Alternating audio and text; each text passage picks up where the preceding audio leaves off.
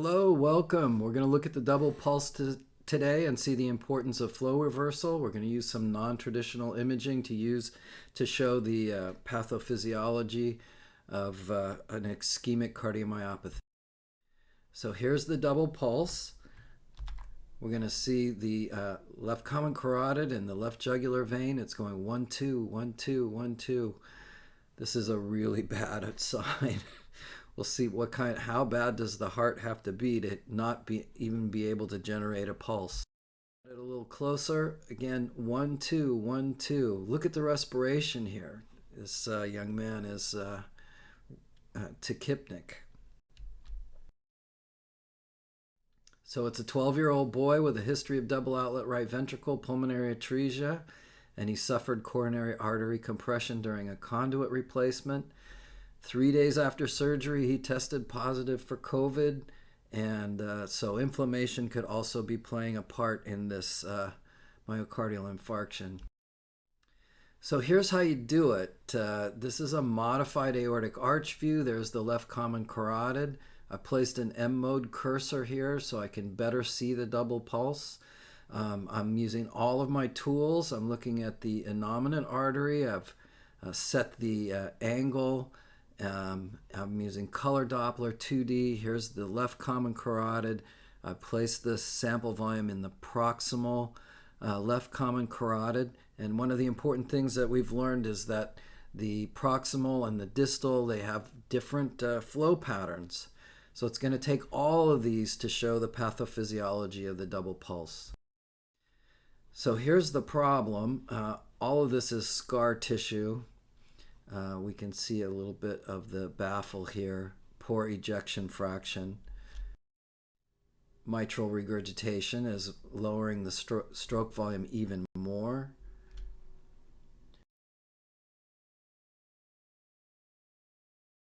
In the four-chamber view, we can see left atrial enlargement and just a lot of scar tissue here along the ventricle. In the two-chamber view, it looks even worse. Very poor contractility.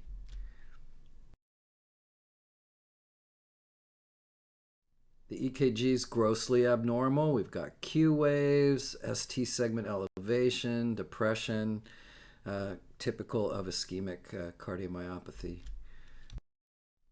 Okay, so here's the surgical problem. This conduit here is just too close to the aorta. So when you sew it in, there's just this big risk that you might obstruct the coronary arteries.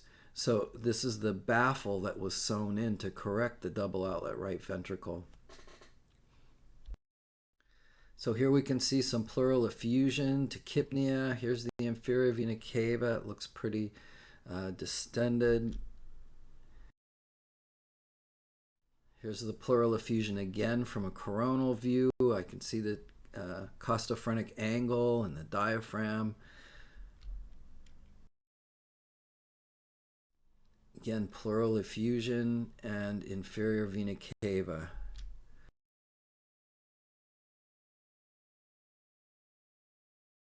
So on a sniff test, we're not seeing any change.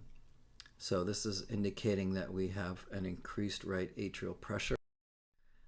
Inhalation, no change. So when we place the sample volume in the left common carotid, we see this rounded pulse waveform with exaggerated early diastolic flow reversal, and it really tapers off here in diastole. So this is 64 milliseconds. Normal in my lab has been around 20 milliseconds, so it's 4 times as long as it should be. But when we look in the distal carotid, we can barely see anything unusual as far as flow reversal is but we can still see the rounded waveform. So this is a vascular M mode, and we can see that in this case there's just a single pulse. This is at 2 months postoperatively. We're going to look again at 3 months.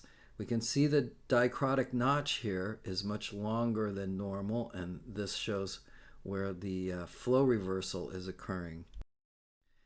Little closer look at that. Again, this is all dicrotic notch.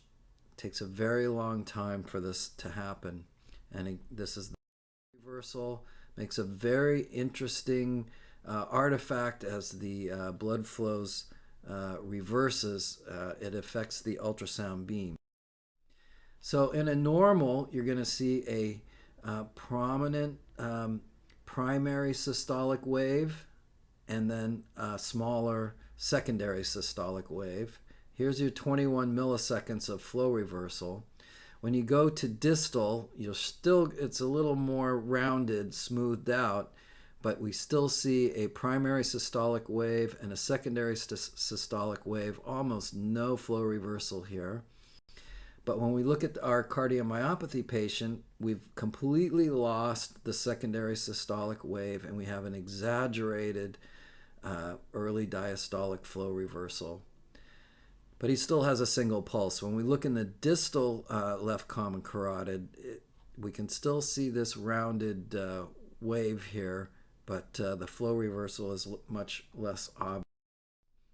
So here's this exaggerated early diastolic flow reversal and the diastolic component and the loss of the secondary systolic wave. Okay, so I need to understand the pathophysiology, so I went down to the proximal thoracic aorta, and this is supposed to be going the other way. So even in the aorta, I'm seeing exaggerated flow, early diastolic flow reversal, and I'm seeing holodiastolic flow reversal, which I can't explain. There's no aortic regurgitation. So let's go back to the follow-up echo. We're 3 months out now. It looks like the mitral insufficiency is worse. The septal motion is really bad, and got a little bit of motion here in the posterior wall. Tricuspid regurgitation is showing that there's pulmonary hypertension. And we can see the left atrial enlargement and the scar tissue here, which is evolving. The scar tissue is a little more prominent if I angle the probe over.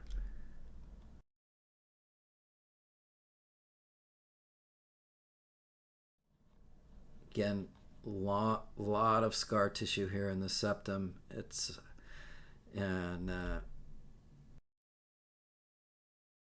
Look at the two-chamber view and the exaggerated, the enlarged left atrium. And here's the mitral insufficiency. Goes all the way to the back of the left atrium. And it has a kind of a triangular shape to it, 3.9 meters per second. A little unusual mitral regurgitation flow. So again, we can see the double pulse here. And let's find out what's changed so that now we have a double pulse instead of a single pulse. Okay, on the color Doppler, we can see a momentary flow reversal. And generally speaking, you don't see flow reversal in a left common carotid. So 2 months post-op is a little different than 3 months. Now we're seeing a much lower velocity, and if you just look at the peaks here, this peaks in the center, so it's triangular shape, but this has a little later peak. So we are seeing some changes. The systolic pulse is smaller, and we're seeing a late peak in the early diastolic flow reversal. So here's this flow reversal before the surgery. Okay, so again, we're looking at the double pulse, but it's going by a little bit too fast for me to see. So I'm going to use my vascular M mode. uh, and check that out. Again, we can just barely see it's going by pretty fast, but there is some flow reversal. Again, we see the double pulse. So this is the innominate artery now. I've rotated the probe more than 180 degrees. This is a standard arch-sidedness view. And again, we can see that there is flow reversal. It's very unusual to see flow reversal in these arteries. So now, using my vascular M mode, I can see the double pulse. My eye can just barely see it, but at 100 millimeters per second sweep speed, I can clearly see the double pulse. But what's this? That is the flow reversal that we're seeing. So this first pulse occurs in systole, but the second pulse is occurring in diastole.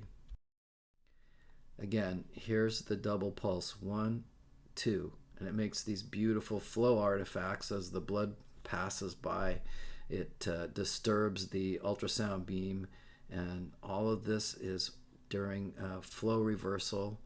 And again, here's our second pulse that we can see. A little closer look. Pulse 1, flow reversal, and pulse 2. So this velocity now is getting very close to the forward flow, and here is that big secondary pulse. So my theory is that there's just not enough pressure to hold the blood in place, so it falls back on itself. So I hope you've found this stuff valuable, and if you have, please click the like button. And if you know any sonographers who would be interested in learning about this, you can share it with them. It's really easy to do. Just change to a high frequency probe and take a good look at the arteries and ask yourself, are they pulsing right? Is the blood flow right? And I think you'll pick it up right away. Thank you very much.